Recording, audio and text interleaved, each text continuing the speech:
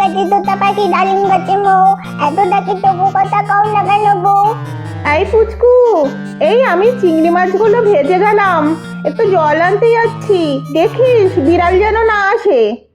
ও মা, মা চিংড়ি মাছ করে রেখে গেছে, কই দেখি তো গিয়ে।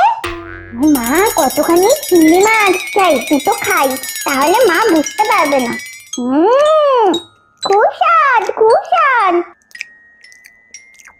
আমার তো দুটো খেয়ে মন ভরেনি, যাই আমি খেয়েই নি সবগুলো। ও মা আসলে বলে দেবো কোনি বিড়ালে খেয়েছে।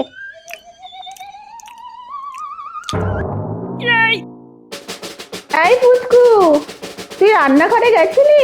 হ্যাঁ মা, আমি তো পাহারা দিয়েছি। রে মা, মাছগুলো কোথায়? কিন্তু মাঝে একটুখানি বাথরুমে গেছিলাম তো, তারপর কি হয়েছে আমি জানি না তো, না মনে হয় বিড়ালে খেয়ে নিতে। যাক বাবা, আমি তোর উপর দায়িত্ব দিয়ে গেছিলাম, সবগুলো বিড়ালে খেয়ে নিলে, এবার আমি রান্না করবো কি করে?